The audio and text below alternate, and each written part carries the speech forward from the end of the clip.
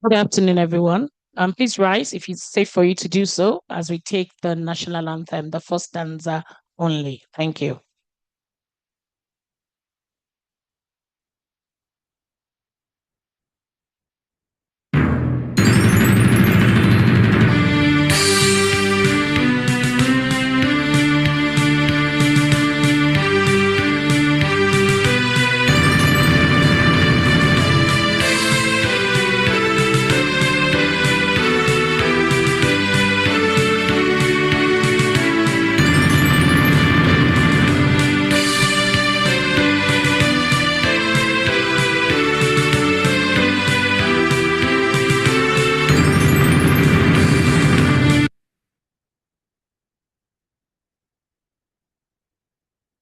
Thank you very much. You may be seated.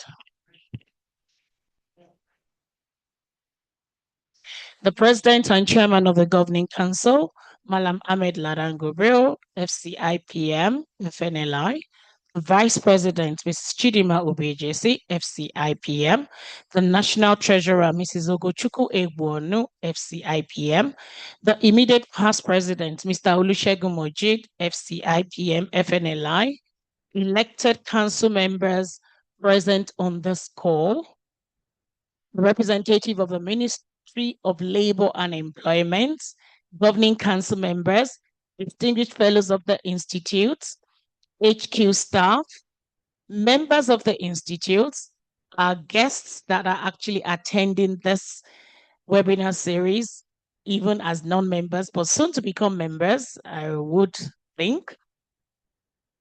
All other individuals present on this call that I may not have mentioned, good afternoon, and we'd say a big welcome to our CIPM and You April edition of this webinar, holding today, Wednesday, 29th April 2026, with the theme, The Future of HR Professional, Tech Savvy or People-Centric. And I say welcome today to our distinguished panelists, Mrs. Adebayo Oluyemi Tokumbo, FCIPM, Head of Administration, Dangote Sugar Refinery PLC, Dr. Rashid Olawale Aziz, ACIPM, Assistant Director, Career Development Center, Lagos State University, Mr. Obieche Richard, ACIPM, General Manager, Human Resources and Admin,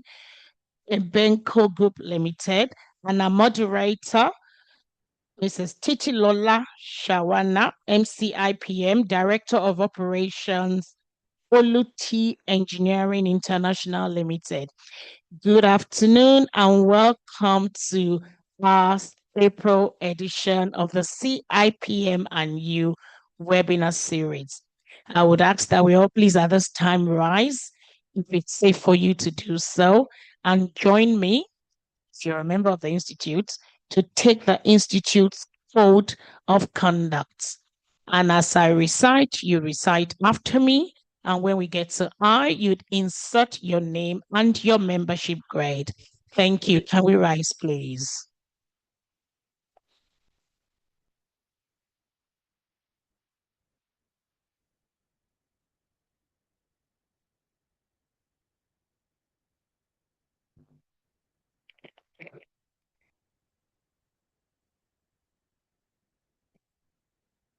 Code of conduct.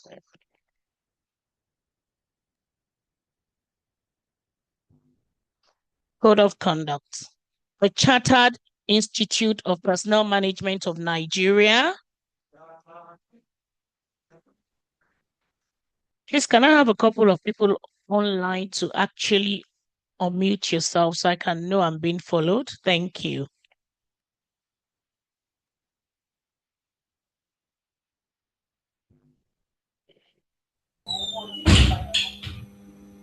The Chartered Institute of Personnel Management of Nigeria. The Chartered Institute of Personnel Management of Nigeria. As the apex regulatory body for human resource management practice in Nigeria. As the apex regulatory body for human resource management practice in Nigeria. Committed to the highest possible standards. is committed to the highest possible standards of professional conduct and competency among its members. and competency among its members. Therefore, as a member of the Institute, I Therefore, as a member of the Institute, I, Chidi Obiejesi, FCIPM, pledge that I shall at all times pledge that I shall at all times carry out my duties and responsibilities carry out my duties and responsibilities with integrity and diligence, with integrity and diligence, demonstrate competence and ethical behavior demonstrate competence and ethical behavior in all my business, in all my business, professional, and personal professional, activities. and personal activities. Respect the laws of the land. Respect the laws of the land. Promote, encourage, Promote, and emplace acceptable processes promote, encourage, and place acceptable processes and procedures in the practice of human resource management and procedures in the practice of human resource management within my sphere of influence. within my sphere of influence. Endeavor to make personal decisions Endeavor to make personal decisions after considering all options, after considering all options, which resignation may be one. of which resignation may be one, Strength of this code of conduct. in defense of this code of conduct. Where there are conflicts Where there are conflicts between my professional obligations between my professional obligations and the expectations of my job roles. and the expectations of my job roles. So help me God. So And help thank you. me You may God. be seated.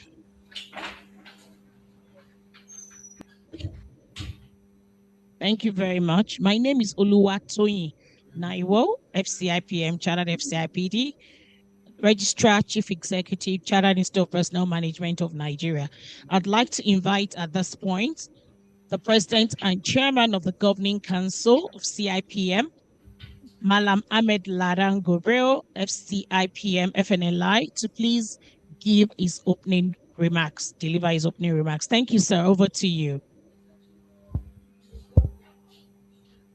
Thank you very much, Madam C. Please confirm that you can hear me.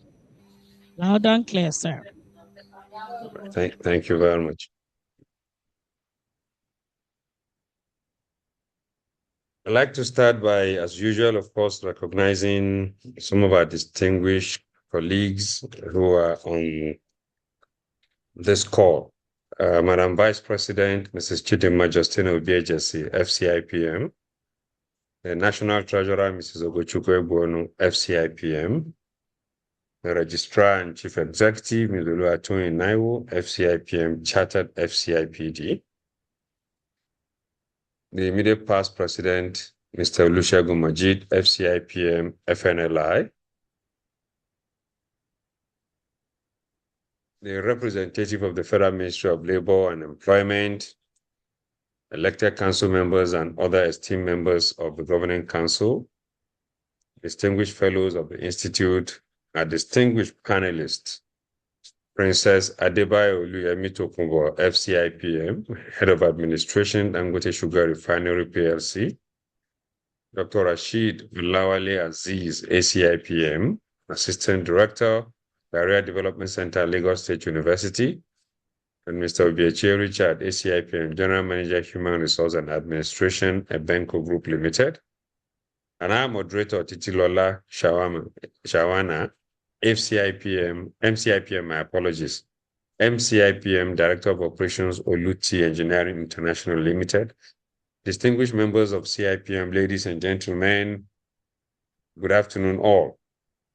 Let me start by apologizing that I'm unable to put on my camera because I need the bandwidth to be able to stay on this call. I'm so far away in a remote place that the internet is a bit challenging. So I do apologize, but I'm happy that you all can hear me clearly.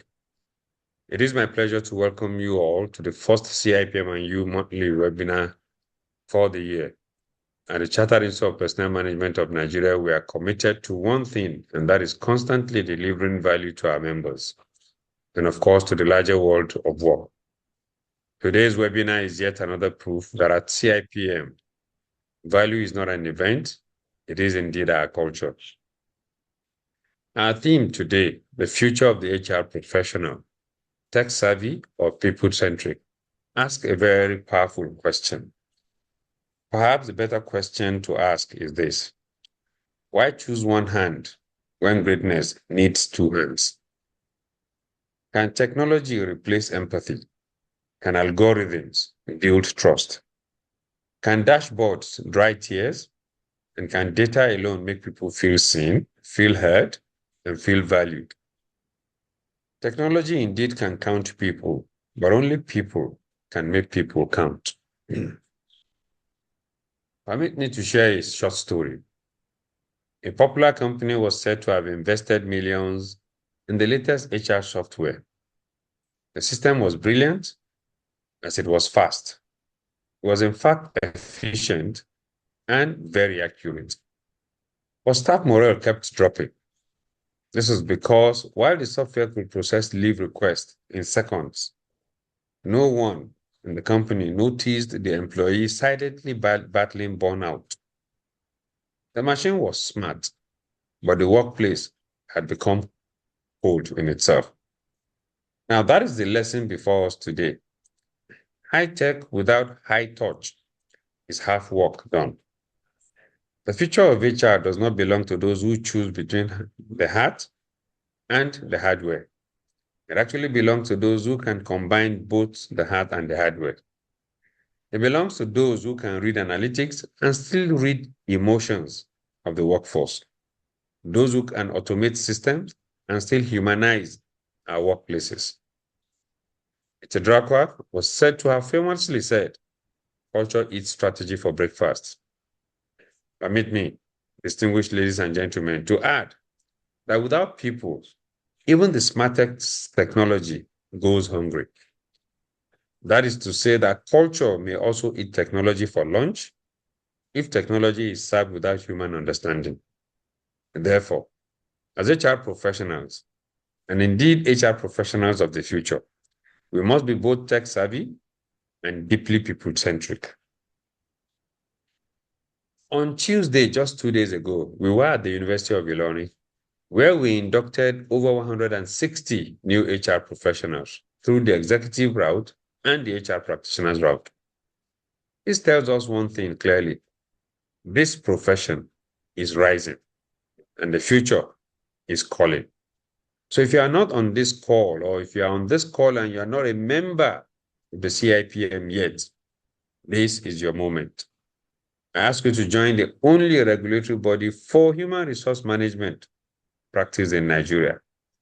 Get professionalized, get certified, get recognized, and get future ready.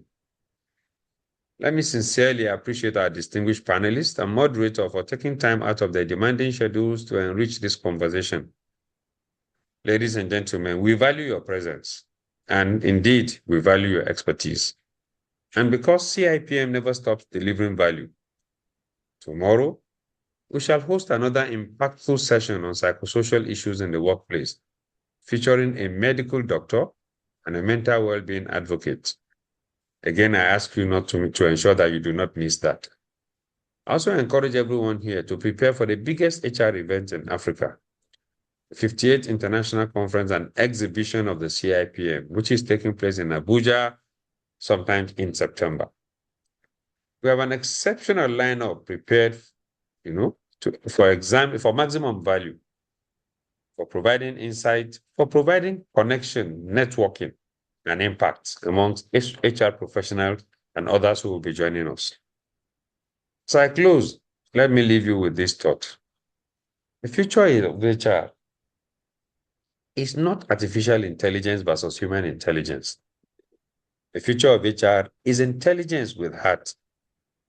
The future of HR will be shaped by professionals who are bold enough to embrace innovation while preserving humanity.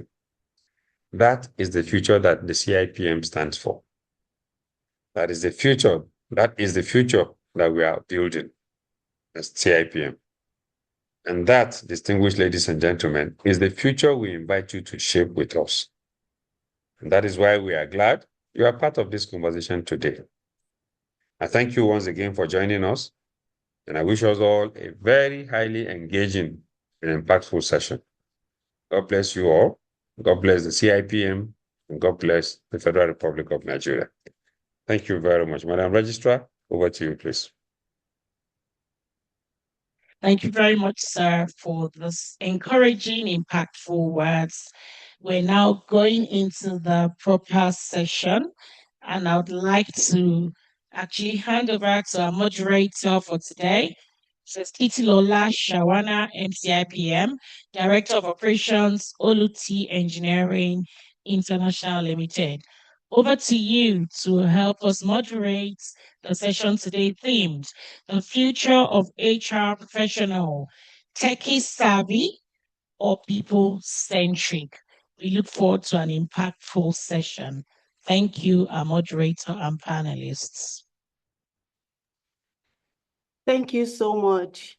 Good afternoon once again, all protocol duly observed, to our distinguished president, the vice president, the chairman of council, the registrar, the chief executive, council members, all the fellows of the institute, my distinguished panelists joining me here on the stage, our virtual stage, the HR professionals, ladies and gentlemen, welcome. Thank you very much for giving me the opportunity to moderate this session. Really excited to do this. This topic is a theme that is very, very dear to my heart. And I once again want to thank the president for that beautiful opening speech. He really just hit the nail on the head with our topic. Our theme for today is the future of HR professional, tech savvy or people centric. It's a very timely conversation because as HR professionals, we are in the middle of it all. We are in the intersection. We are dealing with people and we are dealing with tools.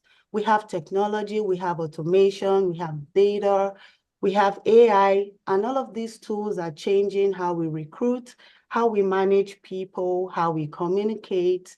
And at the same time, we are dealing with people, just like the president had mentioned. We're dealing with emotions. We are dealing with empathy. We're dealing with fairness.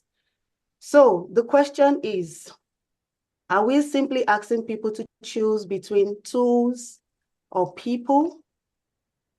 Or are we simply saying, is there a way we can balance both? And to join me in the discussions today, I have our panelists. I have Dr. Richard, I have Mr. Rachid, I have Mr. Richard, and I have Mrs. Oluyemi. I'm going to be calling them by their first name just to make it seamless. And thank you very much.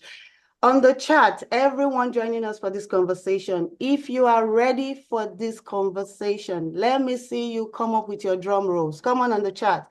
I want you to see you typing, we are ready. Come on. Let me see that coming up on the chat right now. Everyone. Okay. Come on. I need more. I need a fire emoji. Come on. I want to see the chat popping up right now. Thank you very much. Yeah, I like that. Now I'm psyched. Okay, let's go. So I'm going to be going to my panelists today, and I have an opening question for each and every one of them.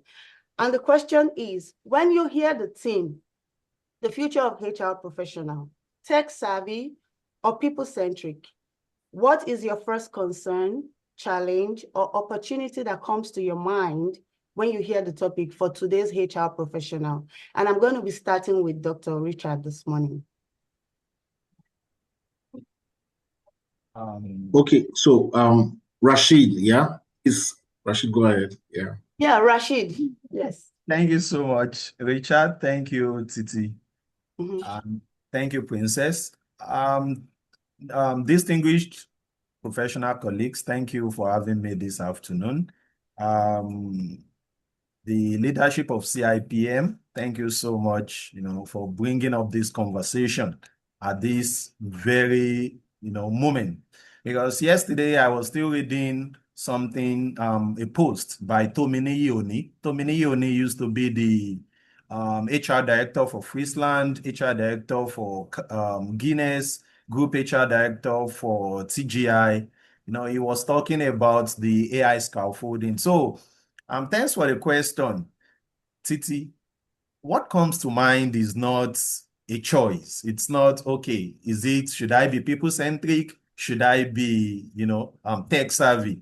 That dichotomy, to me, it's a concern because a lot of HR professional believes that, AI or technology is there to take their job. But they have forgotten that in the next 5 years, for example, if they cannot speak the language of the people and the language of technology, they would, be mere administrator and they will not be seen as strategic partners. They won't have a seat at the table. So what we should, as HR professionals should be looking at is how can I use AI for the people, for the people, for the people. The president, Mr. President said that earlier. It's not choosing between the art and the hard way. How can I, leverage technology for the people? Because if you don't do that, you would never have a seat at the table and you would never be seen as a strategic partner. Thank you. Thank you very much for that. I totally agree with you saying it's a concern. And now I'll be moving to Princess. What is your first thought? Is it a concern? Is it a challenge? Or is it an opportunity? Let me hear what you have to say. Thank you, Lola, and thank you to the leadership of CIPN for having me or having all of us in the house. So I'm not going to waste much time. Rashid had said it. And when the president was speaking, I was busy writing because he has summarized everything we're here for. If you're a national professional, you're still trying to weigh if I should go people-centric or I should go tech-savvy, then there is a problem somewhere. So I think what we should be looking at, what we should be discussing is how to integrate both at this stage. So that is it for me. It's a major concern to see it as an option. So that's it for me. Thank you. Thank you very much for that. Yes, it's a major concern the moment we begin to think about weighing it. Thank you very much for that. Now, Mr. Richard, let me hear your thoughts. Is it a concern? All right. Thank you. Okay, go ahead. Yeah. Thank you. Fantastic. And special thanks to our president for setting the tone for this conversation. That was completely a fantastic delivery. He has wrapped up everything in one speech. We're really grateful to have you, and we don't take you for granted at all. So back to the conversation. The future of HR professional is tech-savvy or people-centric. So for me, it's in two divides. One divide, a concern. The other divide, an opportunity, right? I'll speak to that topic with respect to my own background, my own context. I'm coming from an environment, or I'm speaking from an environment where we have depot operations, we have, safety guys, we have engineering people, we have field staff, we have blue collar, white collar. So the concern will come that how do we engage these people? People who are more physical than virtual, people who are more, mechanical than technical or technology or handle technology roles, so to speak, right? So it's a question of now adoption versus imposition. Should they now start looking at technology? Oh, should it be adopted into their work, or should we impose it? How do we connect that? So that's actually what I see this topic about, And the other way I also see it as, should it be about data or should it be about context? That is, somebody said technology will give you metrics, attendance logs, productivity data, training completion rates, but for my own environment, numbers don't capture realities, right? I wrote down, I said, like equipment downtime, right? You hear that, oh, the refinery is down, shut down. What do you do at that point in time? All right. So you must be able to, as a HR person, be able to interpret situations, right, from an operational perspective, but being driven also by technology. That is, you are working and saying, okay, how do I understand this situation by, let's say, for instance, looking at it, interpreting it from the lenses of the situation itself, from the lenses of, oh, okay, how has it happened elsewhere? So in this context, I should be able to marry data, benchmark situations. So my HR tech side of me should be able to look at what has happened in XYZ places. We already have a model, the Dangote refinery. So what has happened in Dangote refinery? How do I benchmark my process? That's what I'm looking at, not converting what is already on ground to, what I'm saying. So situational rearrangement. That's what I'm talking about here. So that's what I see about the conversation today. Thank you. Thank you very much, Richard. Thank you for that. And I love the fact that you looked at it from both angles, as both a concern and also an opportunity. Oh, yeah. Thank you so much for those opening remarks from all of the panelists. Please, everyone on the chat, if you are enjoying what our panelists are saying right now, I want you all to give them a clap emoji, a fire emoji, or whatever it is that you could use to, show us that you are enjoying our conversation so far. So now let's take it to another angle. So right now, to begin the discussion, I want us to first address what many HR professionals may be thinking quietly right now. We know today we are hearing about automation, we're hearing about digital tools. Sometimes we hear about the future of work. Even recently, I came across a terminology called VUCA and BANI. All sort of things are out there, all talking about our work environment. And we have a lot of misconceptions. We have a lot of fears. And in the midst of fears and misconceptions, there are also opportunities. So I would like to ask you, Richard, many HR professionals, they hear words like AI, automation, digital transformation, and they are quiet or they are concerned.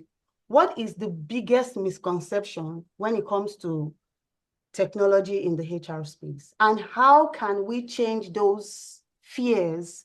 What can we use to replace those fears with truth? Rashid. Okay, thank you, Titi. I think Rashid and Richard, probably Richard is the name. They sound alike. Rashid. Rashid, sorry, Rashid. It's so one thing is that, yes, we need to, as HR professionals, we need to understand that, there's this saying, an illiterate of the future is somebody who don't want to learn, somebody who don't want to unlearn, and somebody who does not want to relearn. Now, what we would be concerned with as HR professional is that an illiterate HR professional of the future is somebody who does not want to be tech savvy, and human centric, who does not want to learn how to be, speak both language. What AI is, AI and technology has come to stay. There's nothing we can do about it. But now, as HR professionals, we must be deliberate. You said something about VUCA before. Yes, the environment is volatile now. The environment is uncertain. The environment is complex. It is ambiguous. And indeed, I will add D, the environment is dynamic. So that means that we cannot, it's no longer business as usual. We must understand people's yearnings and aspirations. And AI automation is there to help us improve, It's to make our work efficient. It is to make it is there to make the management of people efficient, so we can leverage it. Now, if we look at analytics, for example, we have the descriptive analytics, the diagnostic analytics, the prescriptive and the predictive, even the autonomous analytics. They are there to assist us, because we can't remove the human judgment at all.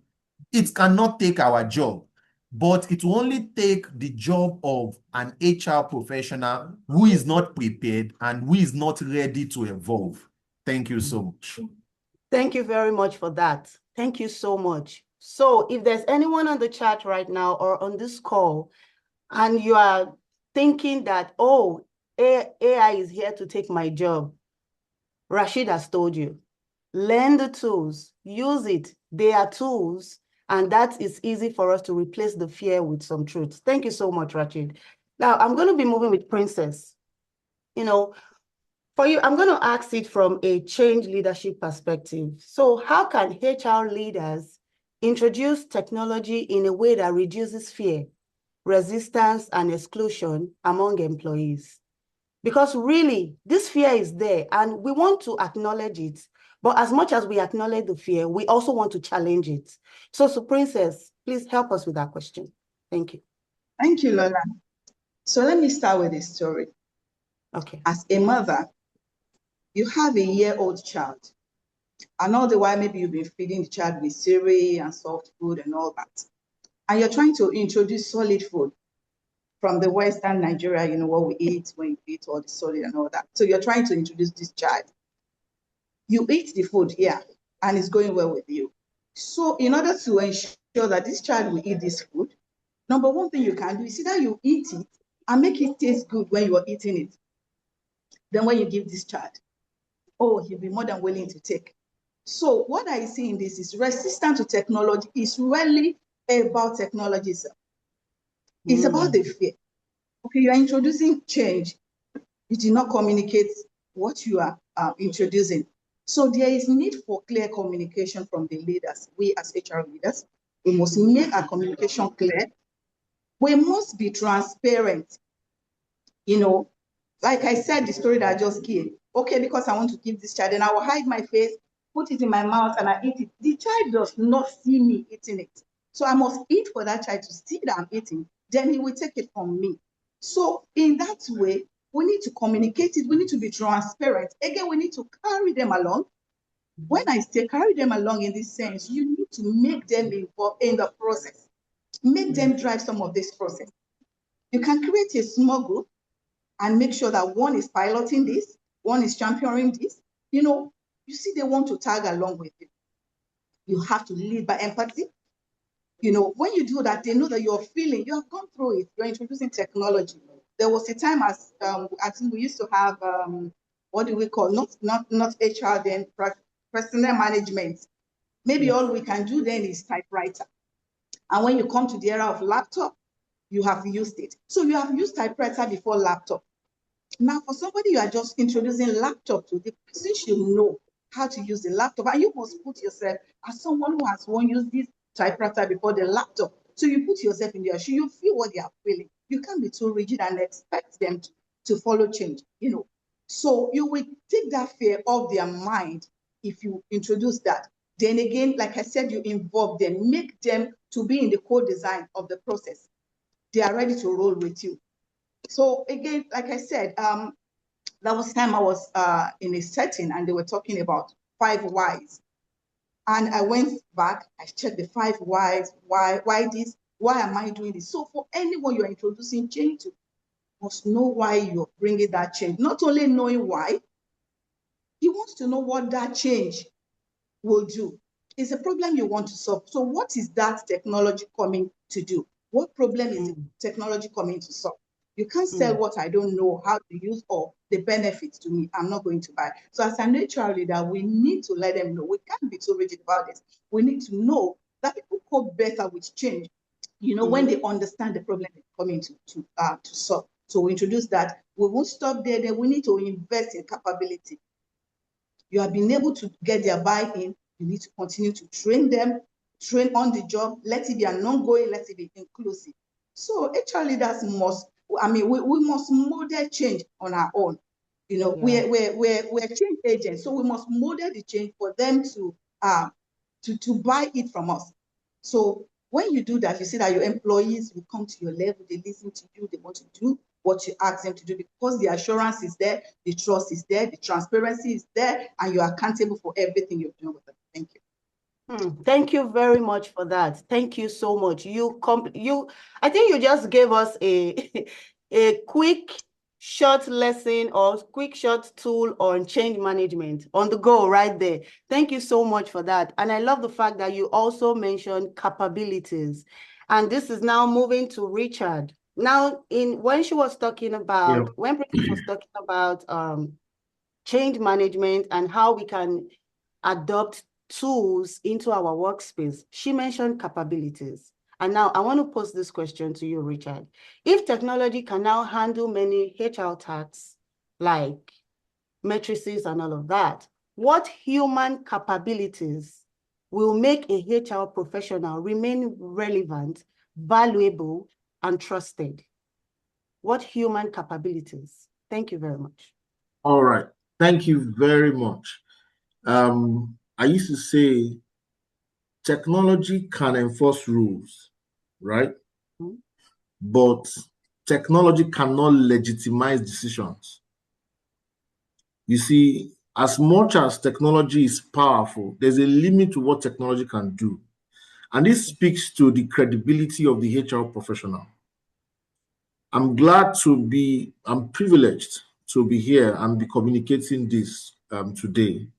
And I'll be speaking to possibly individuals who are working in the public sector, if I'm permitted to, right? Okay. And sometimes you ask questions and you say, okay,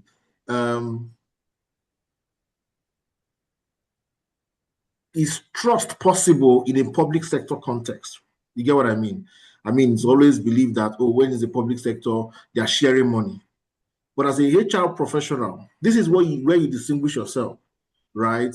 Letting them know that as much as technology is important, as much as you are willing to also adopt automation of processes, but you must also be a custodian of trust dispensing. Let me use that word. You are somebody who communicates those values.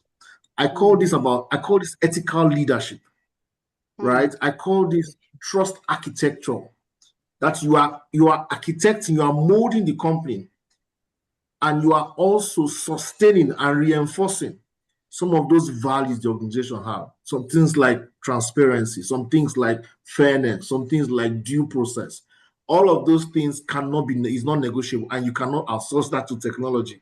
You get what I mean? Other areas you can look at, of course, is in organizational development, right? And culture shaping. Automation, handles processes, like I've said, right? But you agree with me that it's humans that shape culture. It's how we act, how we behave, how we interact that shapes culture. And that's where a HR professional should stay. When you understand your power, the power you carry, the ability to shape how people think and how people behave in the organization, I can assure you, you will still remain relevant, right? HR must take that ownership of course, accountability, of excellence. Of course, there are environments that are historically known, that they don't accept change, but when you insist, somebody said, if you want to break a rock, you start today. At some point, to crack. It's resistance that wears, persistence. Persistence wears out resistance, right? So when you persist and insist on the right values, on the right culture, and you stay on it for a while, over time, you will realize that that particular government parastatal, suddenly starts changing. I've seen a few of them, fantastic environments. And you'll be like, is this obtainable in my country? And I will say, yes, it is.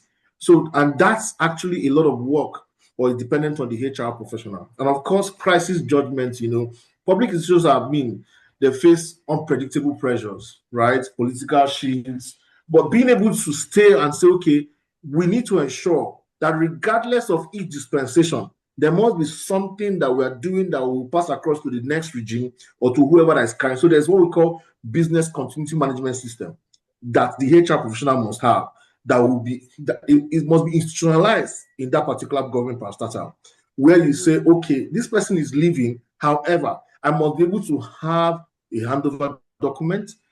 You see, these things can be some things can be automated, but some of these things, I will use the word organizational intellectual property, or will I say, there's what we call physical contracts and there's what we call psychological contract. There is a way the HR professional can wire the employees of an organization that will make them remain loyal and committed to the organization, and it can be passed across over time. That is to say, we don't do that here. I remember this movie, just to wrap up, the movie, one of these very interesting movies, I can't remember exactly, but he said, we don't do that here. So a HR professional can institute something like that, where you come out. So I'm sure that some people can remember that movie, that we don't do this here. This is the kind of,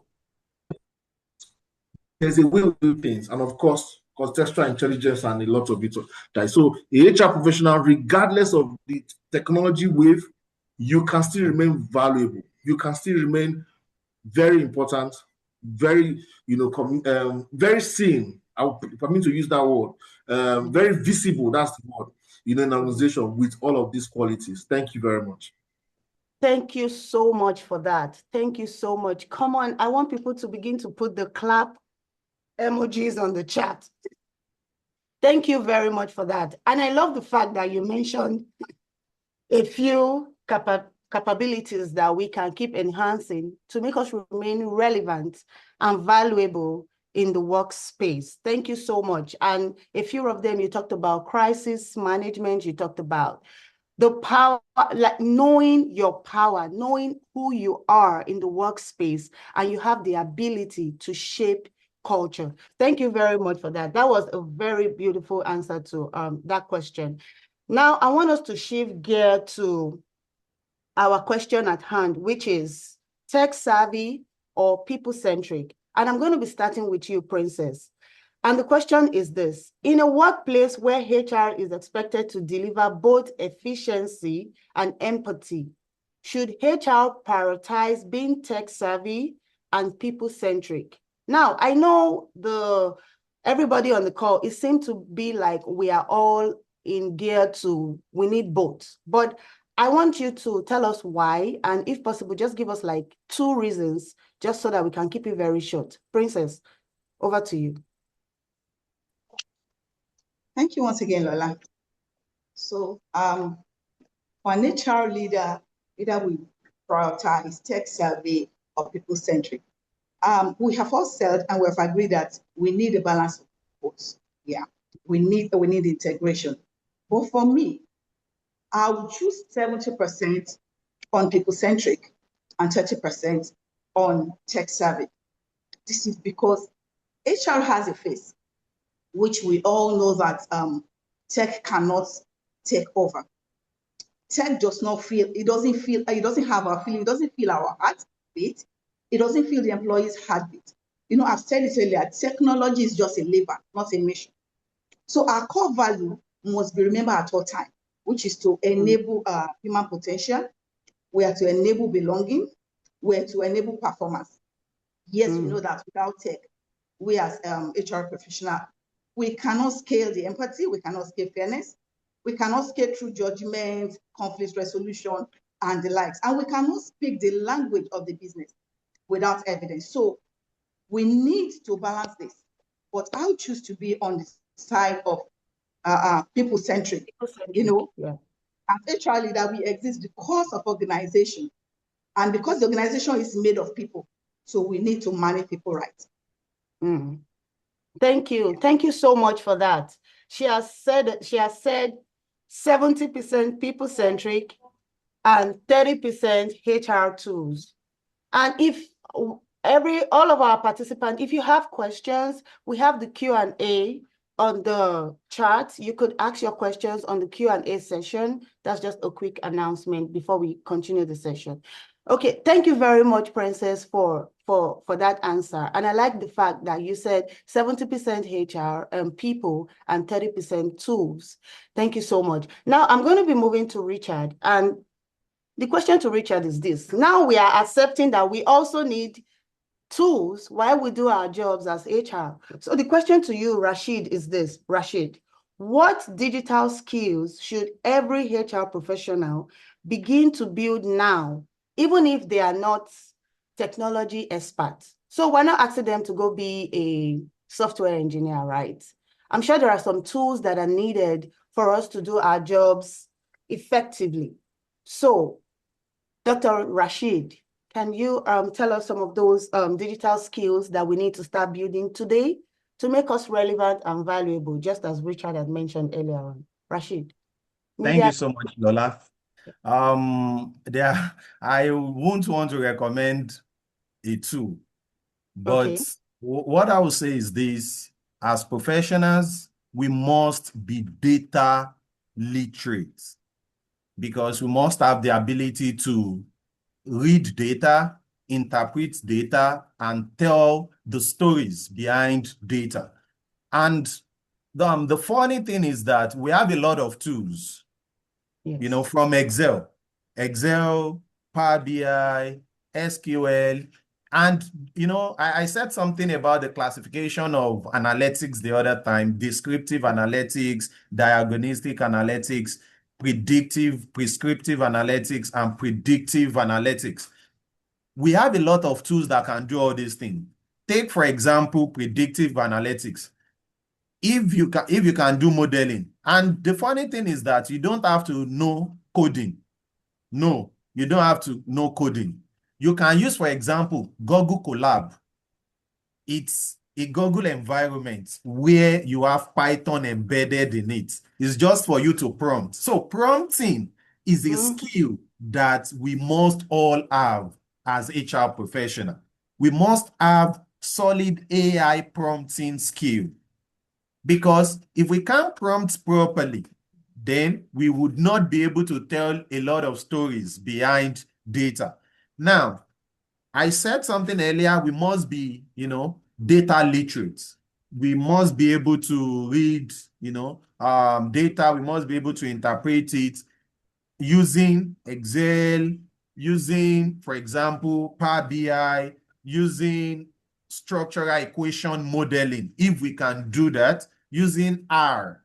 But please, I want us to note as HR professionals that, I don't understand programming, I can't do it. No, AI can actually give you those prompts. Now, if you prompt it well, it would actually give you the code that you need to analyze, for example, maybe to do your workforce planning, to do your, maybe predictive analytics, to predict, for example, actual turnover of employee, in order to ring a fence around your talent. So being data literate, judgment engineering is another thing. Judgment engineering. Yes, there would be outputs from, your human resource. If you are using, say, a human resource information system that gives you an output.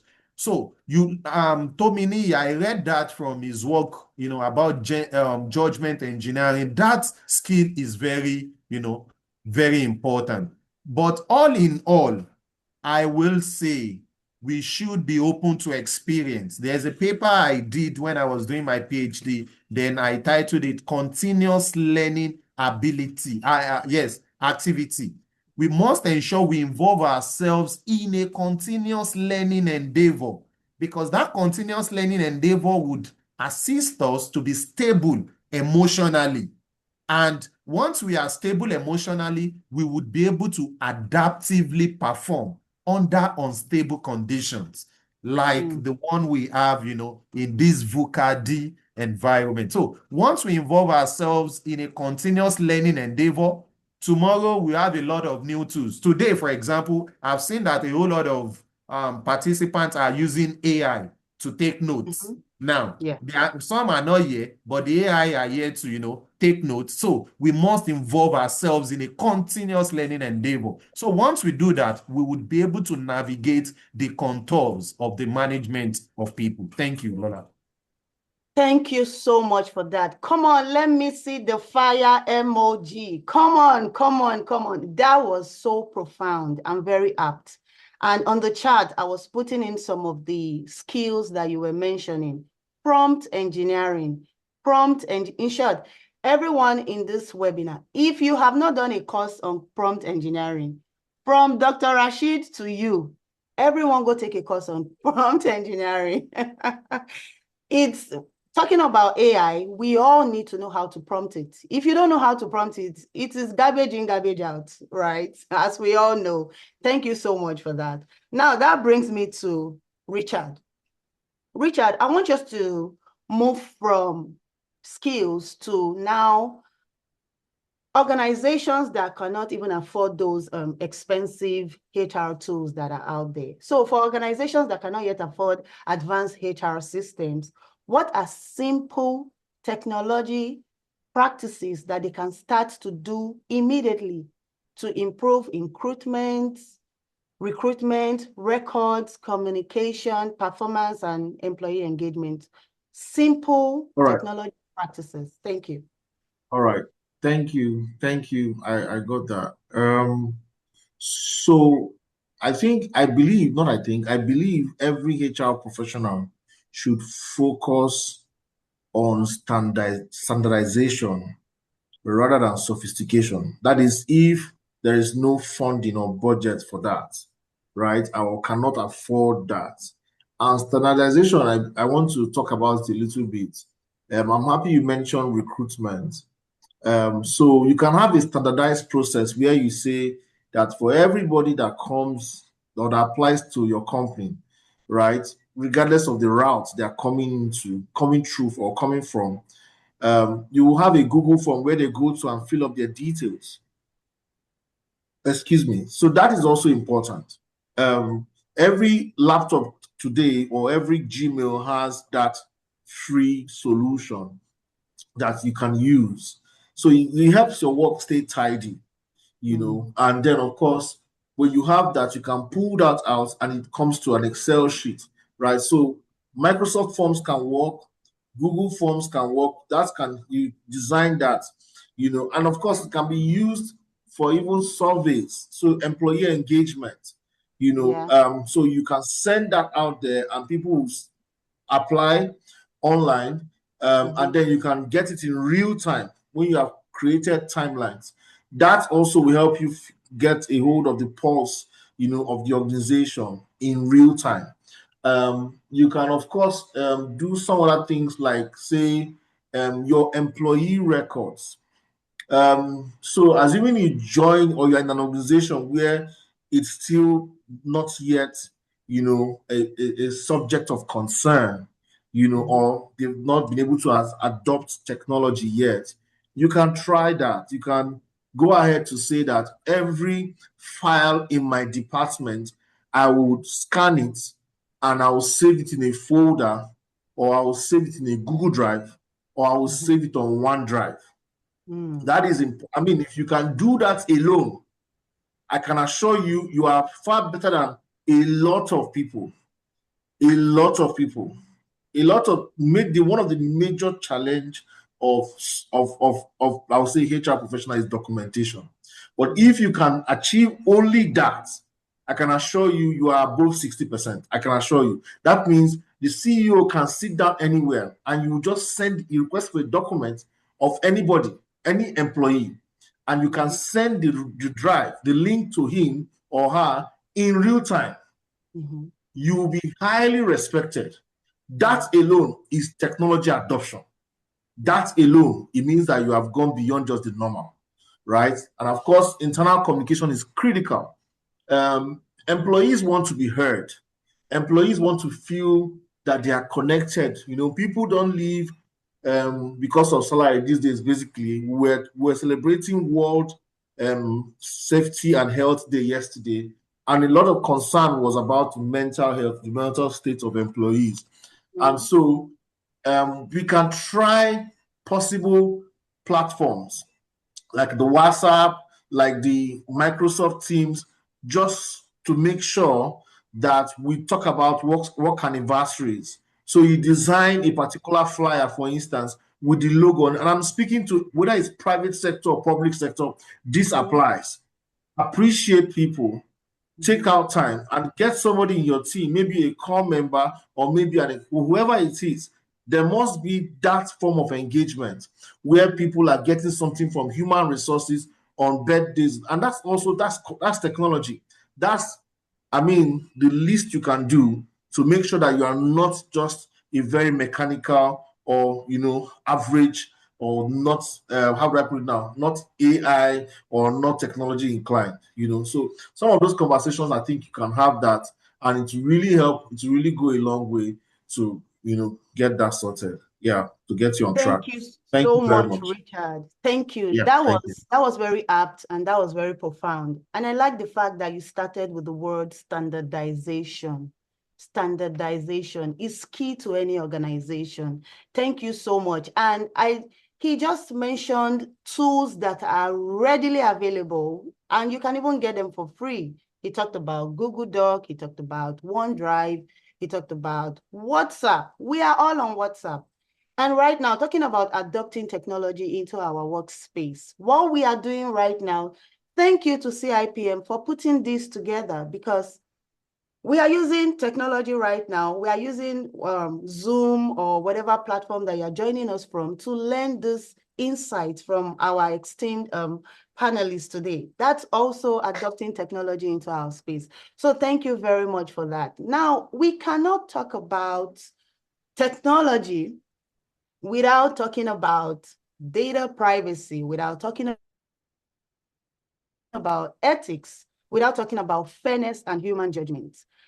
From the very beginning, right from our chairman, he had actually talked about how we can adopt both technology into our space as HR professionals. So right now, I want to shift the gear for us to talk about ethics and how we can use technology. And before that, I want to even talk about a case that I came across recently, because we are all HR professionals here. And this case was between one of the government agencies in America versus a company in China. And what was the problem? This company had a recruiting tool that was recruiting remote workers from the United States of America, and their recruitment tool had a kind of discrimination where they were not accepting applicants from the ages of 55 for women and 60 for men. Now, these guys reported to Equal Opportunity Agency in America, and they were like, they were being discriminated by a company in China. I'm sure some of us will be wondering, but the company is in China, what's our business? Why are we reporting a company in another country in the United States of America? But guess what? The agency sued the company in China and they settled for $375,000. And what was their problem? Their tool was simply just discriminating people that were above the ages of 55 and 60, women and men, respectively. But then when we looked at it, we saw that in China, once you are 55 and you're 60, you are supposed to be retired. So in China, it worked, but in the United States, it didn't work. So what are we talking about today? Why am I talking about that case? I'm bringing up that case because I know we all work in various environments where we might be having remote workers in different companies. What HR tools are you using? Whatever decisions that they are taking, I hope you know you are liable for those decisions. So I'm going to be starting with Dr. Rashid today. As HR begin to use AI and analytics in people decisions, what ethical risks should HR professionals watch out for, especially around bias, fairness, and accountabilities? Dr. Rashid. Thank you, Lola, for that question.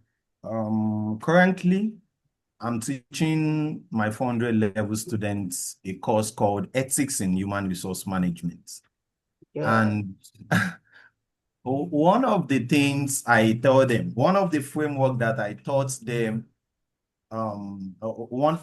of those ethical framework in decision making is the consequentialist approach. One of the approaches, the ethical in decision making, their framework. So the consequentialist approach, if you look at, okay, if I do this, what would be the consequence of what I'm doing?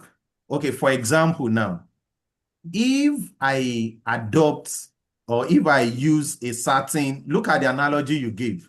If I adopt this AI to, to do, maybe to shortlist candidates, and it starts discriminating, what does our law, what does it now in Nigeria now, what does the NDPR law says?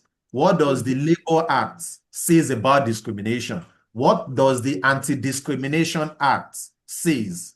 I hope you're getting it. It's like saying, okay, people living with HIV, I won't, employ them. And we should not forget the fact that AI or technology now, it's learn. How should I put it? There's something we call machine learning. It learns from historical data. If you feed the AI with your historical data that is biased in nature, the machine, that is the algorithm, will learn that and it will start discriminating against people. I think Amazon too once had a case where it was degrading women. The tool started degrading women and so on and so forth. So you must look at the data. You must look at the algorithm that you're choosing. For example, if, for instance, let's say Grok, Grok is owned by it was developed by the guy who owned X. And it's we should know that a lot of things we say about Nigeria that, oh, some universities are not too good. Okay, Elon Musk, thanks. Elon Musk, yeah. Yes, some universities in Nigeria, they are producing PhD this, they are producing PhD that. Grok is learning that. Now, if you now put, let's say you now have candidates who have PhD, you want to shortlist them, you now place them in Grok, it is likely that Grok will discriminate against some because of the historical data, what it has actually learned from a lot of Nigerians. And, a lot of us have forgotten, we don't even understand what we call digital footprints. We just write a lot of things about our country online. And funnily, somebody coming into Nigeria just needs to just pick up one of these two and, look at what, you've actually said about your country and make and take a position from that. And that is what AI does too. If AI splits your data, or if you feed it with your historical data, for example, it will start learning how to be biased. So what I would say is that one of the ethical things we must ensure we align with is that, one, there must be human at all time in the loop that would look at what that AI has done once again. Human must be in the loop every time. And because accountability is very important, who would be accountable if there is error?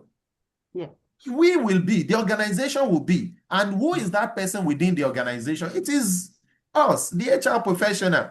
Because it is we that, don't forget, we were the one who gave a business case for the adoption of technology to the C-suits.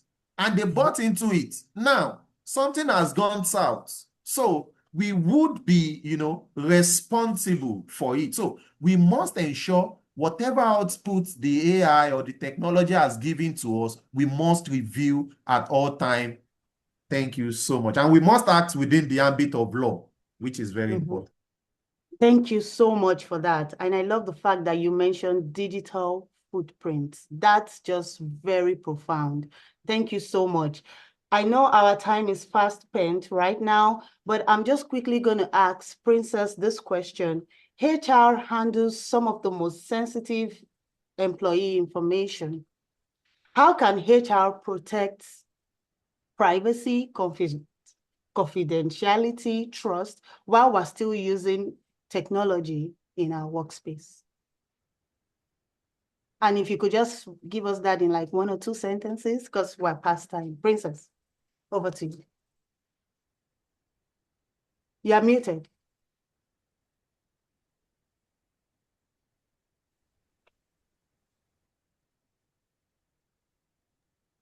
Ella, can you hear me? Yes, I can hear you now. Thank you. Can you take the question again? I was saying HR handles some of the most sensitive employee informations.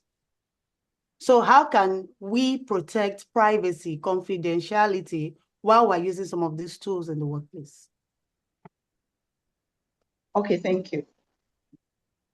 So, sorry, 1 second. Okay, so for an HR officer that keeps employees' data, on how we can protect privacy. Yes. Okay, so that's where the HR system comes in. So we can either use the HR system to keep the system. I mean, to keep the data that we stored. Again, we can store in cloud. There is a webinar that I attended where we're talking about big data. So, and when we're talking about the big data, we're made to understand that when you keep your data, like right now, you just put your data and you have staff data, you know how confidential this is. When you put it on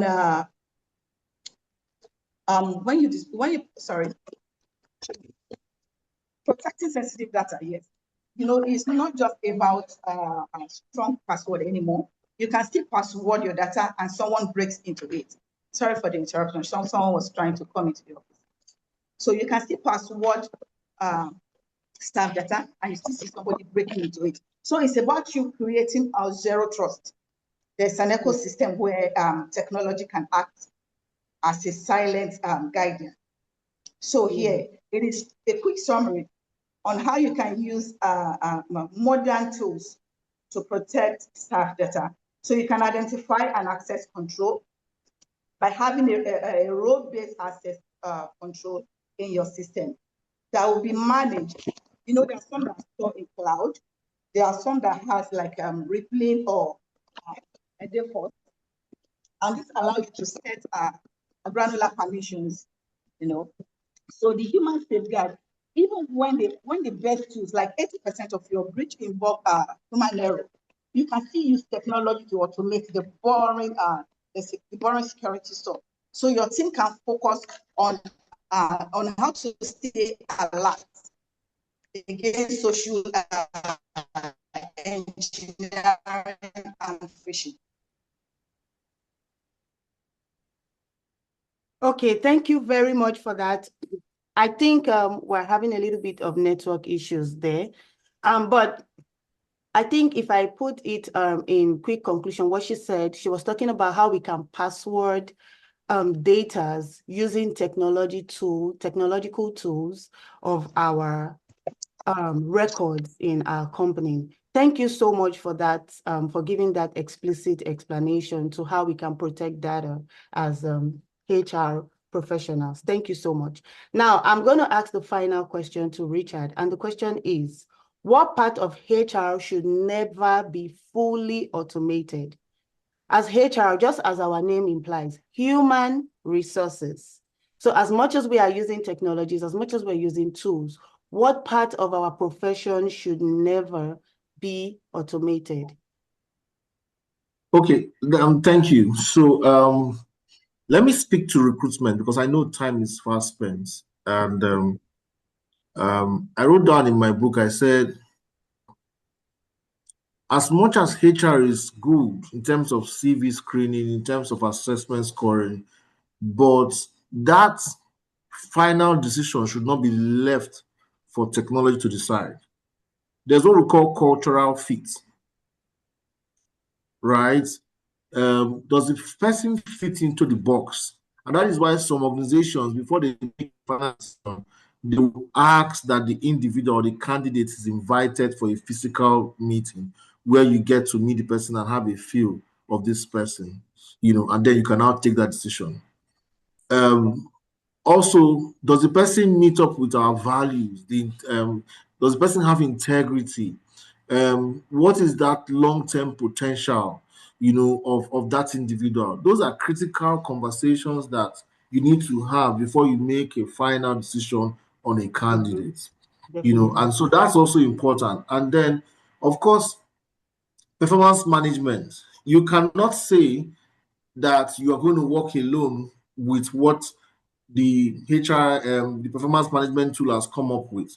No, you must go beyond the spreadsheet.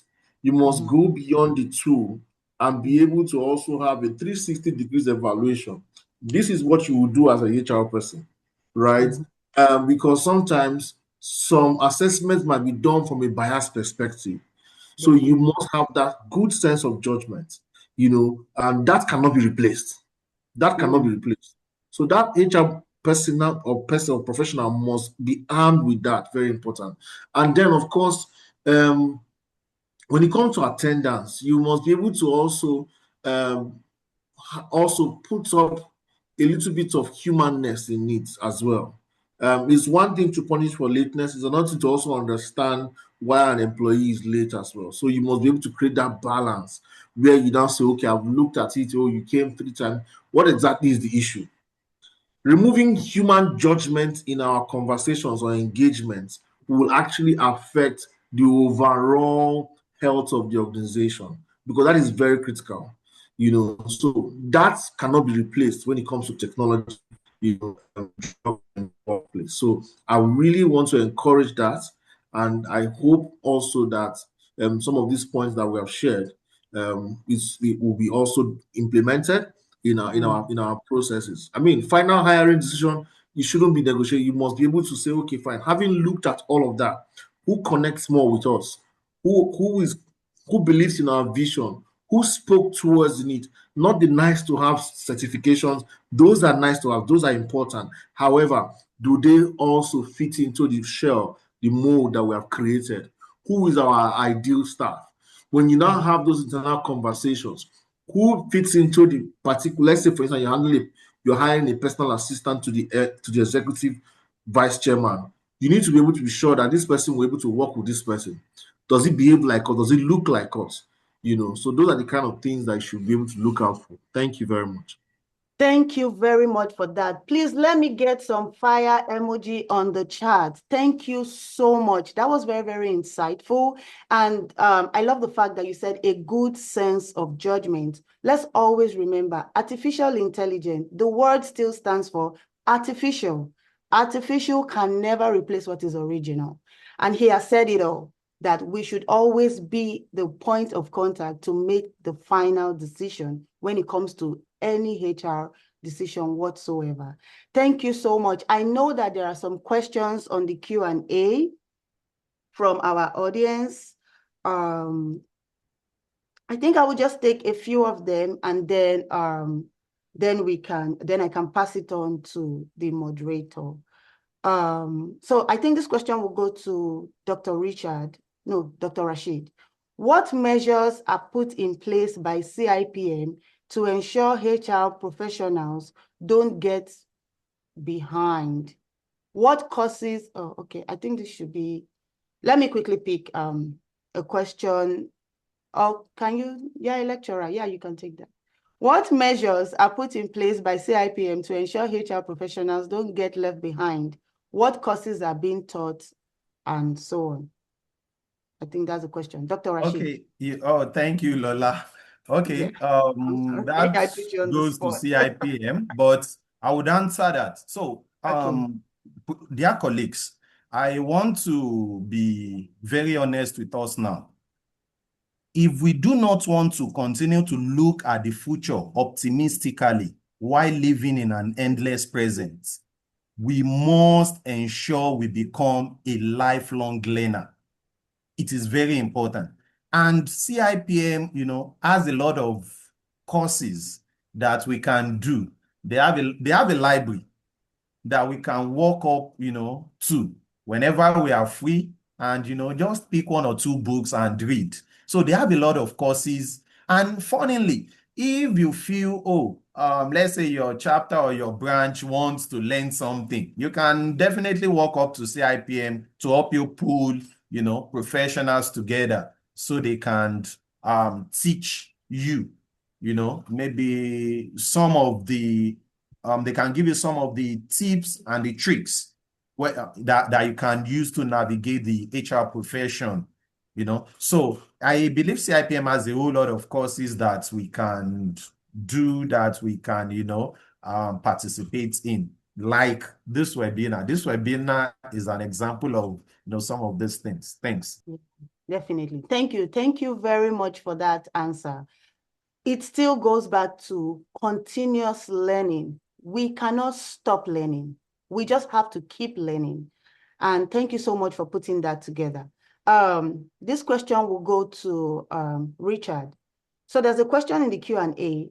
It's a little bit long, but I would summarize it, but I'm just going to read the question first. It says, we are seeing a distinct generational shift in workplace operating system.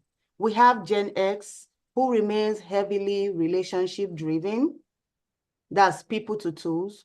While we have Gen Z and alphas that are increasingly digital first. As HR professionals, how do we design a recruitment and retention strategy that respects this high-touch, high-tech divide without alienating either group? Did you get the question, or you want me to? Oh, yes, I got that. Okay. It's simple. It's very simple, and it's straightforward. Don't be too tech and don't be too basic. That's what I would advise. Don't be too tech and don't be standard, right? I'll give an example. So, and then be able to know how to segment your recruitment process. In situations where you are dealing with them together, like the person who asked the question, it's a bit sensitive. People might say, "Oh, high touch," or I think I got something like that. What you just need to do is standardize your process, make it a lot more transparent. When you are speaking with both angles, what I do personally, I try to converse with them, communicate with them. Hello, my name is Richard, HR for Ebenco Group Limited. Would like to invite you for an interview. The same way I spoke to somebody who is 51 years old is the same way I'll speak to someone who is 22-year old, because I know that that person, of course, I need to show respect. Again, in the area of technology, maybe sending emails, there's a way I've understood this job market. The way an older person will respond is different from the way a younger person will respond. And also it's different from the way a millennial will respond. I'm talking about the Gen Alphas right now. Some of them at the, that have advanced, they rarely check their emails, right? It's millennials that are on the go. Millennials will always open it. We check it all the time, right? The younger ones, they don't even have that time, so you need to also be able to understand their uniqueness and be able to say, okay, fine, for this kind of person, I'm going to call, I'm going to send an email, I'm going to send an SMS. And then the following morning, for a Gen Alpha, you have to call the person 8 o'clock in the morning. You will now call the person 1 hour before the time, and you will call the person 30 minutes before the time, just to make sure that that person shows up for the interview, or else you're on your own. You get what I mean? So you need to understand that. And so that's the basic. Approach it that way. You will be sure that you're going to get results from that. That might be a bit, a little bit of a concern for you, or a bit stressful. But I can assure you, you're going to get results. This is just a basic way I'm responding, a layman's way, right? You don't need to really, reinvent the wheel or put something unique. Yeah. So just address it like that. Have a standard way, and they must see it. You must communicate that in your email. So, and then during interviews, you are telling them the next step. This is what we're doing next. If you have a feedback for them, give them that feedback immediately. we're sorry, we're not progressing with you. Not that you get back to them. We're not moving forward. You take that decision there. If it is necessary, take that decision there. And make sure if you're going to get back to them. If they are either successful, they are not successful. Thank you very much. Thank you very much. Thank you, Mr. Richard. That was very profound and that was straight to the point. The way you attend to a millennial is different from the way you attend to a Gen X or a Gen Z or a Gen Alpha. That was very apt. Thank you. And the final question is going to go to Princess. And the question is, how do we as professionals promote AI human collaboration in the context of Nigeria, looking at our cultural perspective? So I think this person is trying to infuse a little bit of culture into the question, into the topic that we have before us today. So, Princess. Thank you once again, Lola. Yes. So bringing culture into the world of AI. Mm-hmm. Yeah, if I get you right. So again, we need to work with the relevant officers. We need to work with relevant tools available at that time and at the spot. So I'd want to use an example of, again, a webinar that I attended where you have to watch a movie, you have to watch a clip, and you act what you watch on that clip. And here we have people of different culture, different background to watch. So after watching again, we had a delegate who was supposed to act a role that she watched, and he said, okay, in the world of my culture, in my ethics, we can't do this. So bringing this back to the culture of in the Nigerian context. So we need to look at what happens in the world of our workplace, and not fire alarm. Sorry, Lola, we had an alarm here. So. Oh, okay. No, not fire alarm. Sorry. Thank you. Okay, Lola. Mm-hmm. Okay. So, please, can you take it over? We have an incident. Oh, okay. Yes, thank you very much for that. I think she had already mentioned that we have to use exactly what we have in our environments. We already have tools like ChatGPT.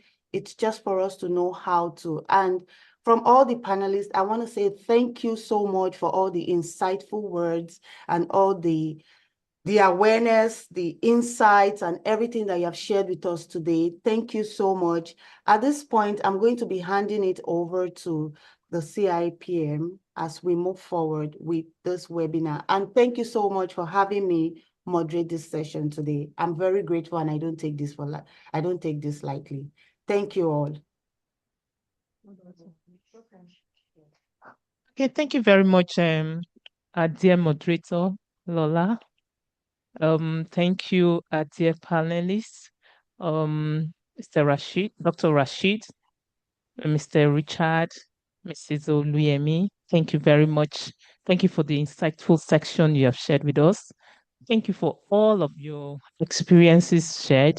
And thank you for handling this part very wonderfully well. So we do appreciate you.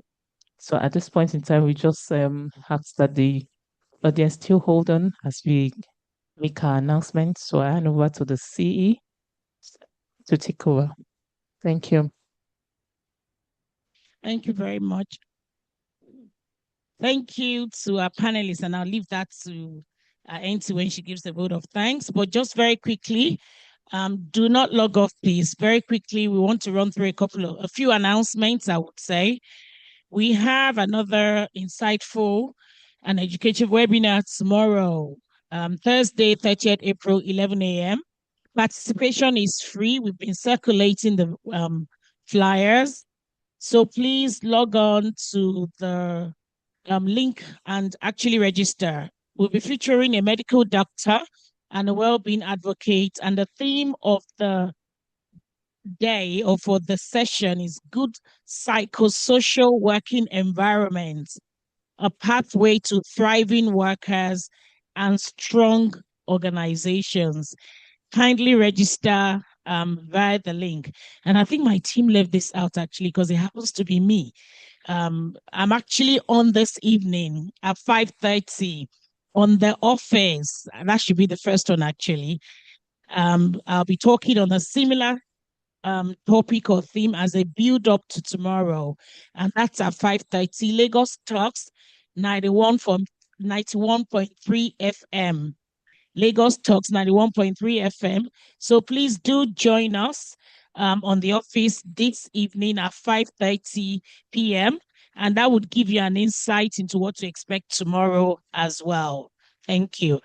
Our third academic conference is here, and that's going to be happening on Tuesday, 2nd of June to Wednesday, 3rd of June. 2026. And the theme is artificial intelligence in academia, industry, and government, navigating ethics, innovation, and impact. And we're having this in collaboration with the University of Lagos, their ER and HRM departments. So please do join us. Registration is available via our website, and we look forward to welcoming you. It's open to everyone, please. So not just academics, researchers, students, postgraduates, HR professionals, lecturers, public and private sector professionals, members, and non-members. Kindly view the registration fees on the screen. I mean, you have to celebrate CIPM. We've been giving you a lot of freebies. So there comes a point where we'll have to charge for something to ensure that we remain a going concern. The HR Oscars is here and open to all organizations, including SMEs, and the application is free. So benefits include free consulting, comprehensive HR performance report, instant feedback on your processes, and much more. Deadline for application is Thursday, 7th of May, 2026. Please visit www.cipmnigeria.org/HR Oscars. Our AGM is here, the 57th Annual General Meeting and elections fast approaching. Kindly note that eligibility requirements to vote will be that your subscriptions must be paid up to 2025 and that your email address and phone number are updated on your portal. To contest or to lead, subscriptions must be paid up to 2026, and you must possess an active HR practitioner's license. The notices will be going out shortly, so that should actually kick off the actual AGM. Please note that sanctions and election guidelines would also be circulated soon. Kindly ensure that your phone number, and I'm repeating this again, your name, phone number, and email address are correct on the membership portal to enable you receive your voting token when voting begins. If you cannot remember your membership ID, please contact membership@cipmnigeria.org or subscriptions@cipmnigeria.org. Special HR Forum comes up on the 25th of June, 2026. Did I mention that AGM is on the 5th of June? Friday, 5th of June. 2026 at 10 a.m. and it's an hybrid event. So if you want to partake physically, you need to ensure that you register because we have limited spaces, but we'll try and accommodate as many as quickly. Let us know. We're going to have a cutoff point to that. And then everyone else would have to join online. And that's virtually via Zoom as well. Special HR Forum comes up on the 25th of June, 2026 at 12 p.m. to 3 p.m. West African time. You can see being displayed for you the AGM activity calendar, the highlights and the timeline. So please do make good. And we've also circulated this to actually go through. It's your right if you are up to date, if you have your payment up to date in terms of your membership subscriptions. SHRF, again, I repeat, 25th of June, 2026, 12 p.m. to 3 p.m. We'll share more details of that later. We also have the Chief Executives Forum. That's for chief executives, for permanent secretaries, heads of service, all very senior officials of organizations across the public and private sector of the economy. 16th of July, 2026 at Eco Hotels and Suites. So please block your diaries, or actually help us block the diaries of your CEOs and other leaders of your organization. The 58th International Conference and Exhibition is almost here. And I say almost because we're just a few months away. And the theme is repositioning for value and impact. And the date is 21st September to 24th September, 2026. Networking opportunities, panel sessions, exhibitions, fun activities, and valuable takeaways would await you at this event. It is a must-attend event for every HR professional. It's the biggest conference in the whole of Africa, and I make bold to say that. And for those that came last year, you can be the one that gives the testimonial on the behalf of the Institute. Please come with your team and ensure strong representation. Sponsorship opportunities are also available. Sponsorship at cipmnigeria.org if you are going to be sponsoring the event. And there's also a dedicated WhatsApp group for conference updates. Kindly check the chat box for details. We also have a pre-conference training ahead of the main conference. It starts from Sunday, 20th of September to Monday, 21st of September, 2026. Do not miss this. Again, you can get further information on the CIPM Communication WhatsApp group. If you're a member of CIPM and you'd like to receive updates via WhatsApp, kindly check the chat box for the link to join the CIPM Communications WhatsApp group, strictly for CIPM members. There's also a dedicated WhatsApp group for non-members to receive updates on webinars and programs. Kindly check the chat box for the registration link. Your lapel pin is your badge of honor and should be worn at official functions, CIPM events, and I would say you should wear every day. Kindly represent the Institute proudly by wearing your lapel pin. You can obtain one at the CIPM headquarters, zonal offices, at all our various events, at our induction ceremony, academic conference, the international conference and exhibition, and all our events. Subscriptions can be paid via the portal quickly and seamlessly. For any subscription-related issues, kindly connect with us on WhatsApp by +234 909 462 5615. +234 909 462 5615, or email subscriptions at cipmnigeria.org. HRPL renewal. If your HR practitioner's license has expired, kindly renew today. Your license actually goes along with your membership, and your currency, it's your license. So without your license, your membership certificate is null and void, actually. So if your license has expired, kindly renew today. HRPL license at cipmnigeria.org is the email address to contact, and telephone number is +234 702 570 9873. 2026 training calendar is out. It's been out since last year. We offer in-corporate training, in-house corporate training, virtual training, physical classroom trainings. For inquiries, please contact us by learning@cipmnigeria.org, and you can visit our website to download the training calendar.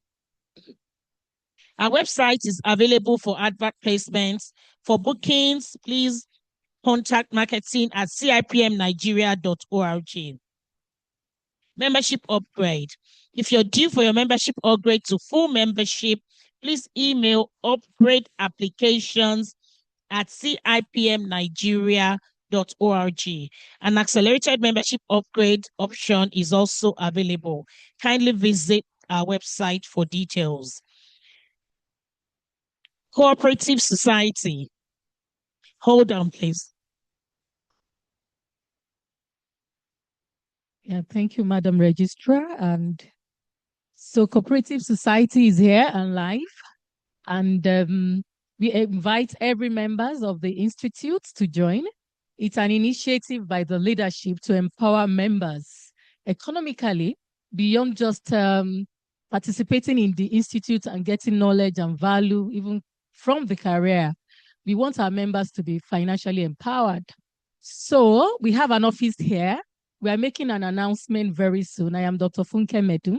I'm the president of the cooperative. And we have able members and ESCO members who have been supporting to make sure that the goals set for all of us are achieved. We've recorded some successes. We've shared dividend, even in our first AGM. A lot is in stock.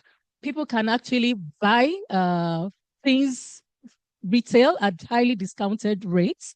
You can actually get loans. You can save towards the international conference and exhibition that is coming later in the year. You can actually also patronize our other things that we have. You can buy tickets at very discounted rates. You can get a loan from us. So there are many things that the Institute is doing to make sure that we all get financially empowered and economically empowered. The IT will share details of how to become a member. Very simple, 10,000 minimum savings, 10,000 registration fees, and every other thing is seamless. IT enabled, seamless registration, and voila, you're on board, and you can enjoy all the benefits. Real estate coming later in the year, you don't want to miss out. So we look forward to having you on board, and IT will share the details of how to join. Thank you.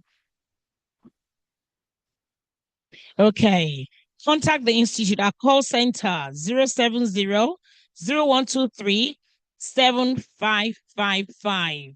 Our customer care WhatsApp +234 810-125-5917. And we're available Mondays to Fridays, 8 a.m. to 5 p.m. West African time. Contact center at CIPMNigeria.org. If you're not receiving communication from CIPM or you have changed your email address or any of your personal details, kindly send your updated details to subscriptions@cipmnigeria.org. I think I cannot stress this enough. We do not want you to miss out on all the programs of the Institute. We are here to serve you and to ensure that you remain up to date and current in the HR profession. Members Subscription and Welfare Scheme, again, active financial members have access to CIPM Welfare Scheme, group life insurance. We don't pray for this, but where beneficiaries are entitled to benefits in the event of the death of a member. The CIPM Marketplace is also online. Financial members can shop for items at discounted prices through the CIPM Marketplace. Kindly take advantage of this. And my last one is on hosting your next event at the Institute. You can host your events, training sessions, small group outings at the Institute, and halls are open and ready for you. To book a space, please call +234 803 585 0635. Thank you very much for listening, and we hope to see you again. But please wait as I call on the National Treasurer, Mrs. Ogochukwu Egbonu, FCIPM, to give the vote of thanks, and she'll then be followed very quickly by the Vice President, Mrs. Chidima Obiejesi, FCIPM, to give the closing remarks. Thank you for your patience.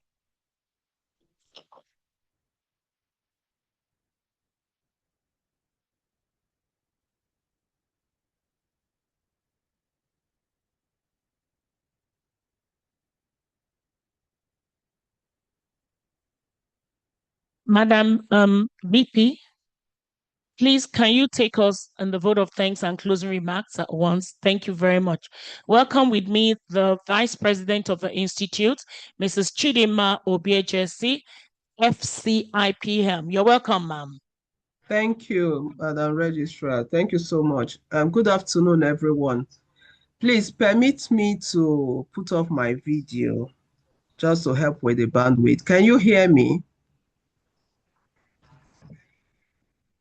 We can hear you loud and Yes, clear. we So can the hear you. video is off. We Can can hear you hear All you. well. right. Thank you very much. Good afternoon, everyone. The President and Chairman of Governing Council, Malam Ahmed Ladan Gobre, please permit me to rest on protocol earlier established as we commenced this program.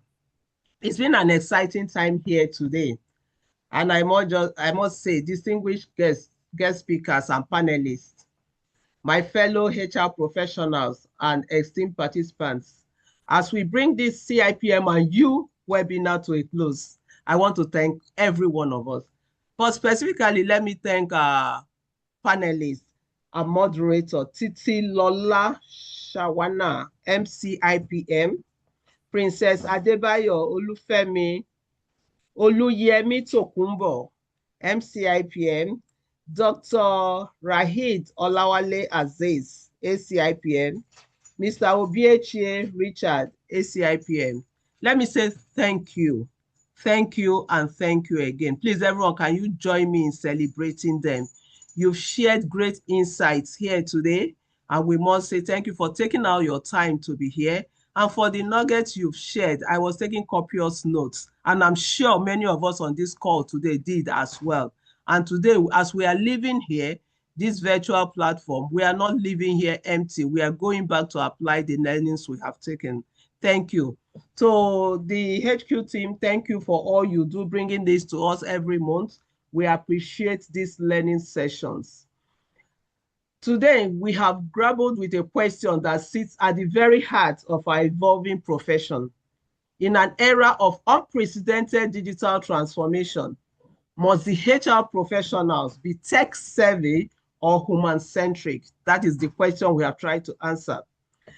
I also have noted that the consensus we have reached today is clear. It is not a choice between machine and the mind, but rather the strategic harmony of both. Technology provides us with the tools to be more efficient, but our humanity provides us with the purpose to be effective. And to help put these thoughts into perspective, I'll just share with us a quote from Bill Gates. It says, "The first rule of any technology used in a business is that automation applied to an efficient operation will magnify the efficiency. The second is that automation applied to an inefficient operation would magnify the inefficiency." As HR leaders, our mandate is to become architects of the future. Being tech savvy allows us to leverage AI, data analytics, and automation to remove the routine tasks, while being people-centric ensures we use that saved time we saved from automation, to foster culture, empathy, and mental well-being. As we leave this virtual room today, I would implore us to remember that while algorithms can predict patterns, only humans can inspire passion. The future HR professional is one who uses the high tech to enable high touch experiences. On behalf of all of us at CIPM, the President and Chairman of Governing Council, the entire members of our Governing Council, and all of us here today, I thank you, our panelists, for doing justice to this topic, for your profound insights, and every one of you for your commitment to professional excellence. I thank you too, our participants, for taking time every month to come listen and learn. That's quite great. Let us go back to our various organizations, not just as custodians of policy, but as champions of tech-enabled and human-led future. Having said that, I say thank you, every one of you, and have a productive evening ahead. Thank you. Madam CE, over to you. Thank you so much, and good night, everyone. Thank you very much, Madam VP. Please, if it's safe for you to do so, can we rise as we come to the end of this program and we take the national anthem? anthem, the last stanza of the national anthem as a prayer. Thank you.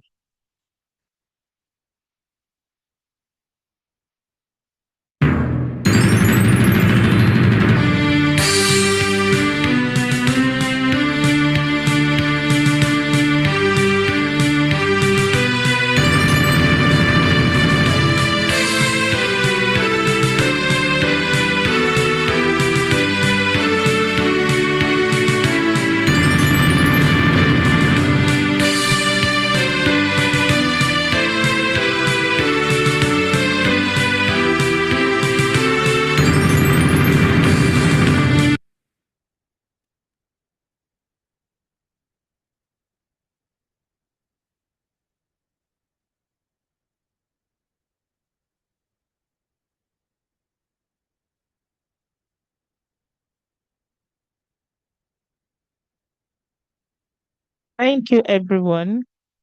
Have a wonderful evening. Bye. Hello. Thank So you, we our continue. panelists and moderators. Thank you very much. We appreciate you.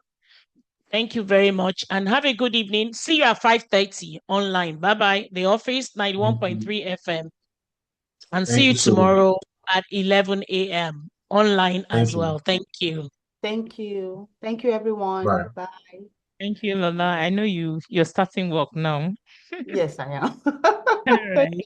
All right, bye-bye. Bye. Bye, Richard. Please send our cake. Bye.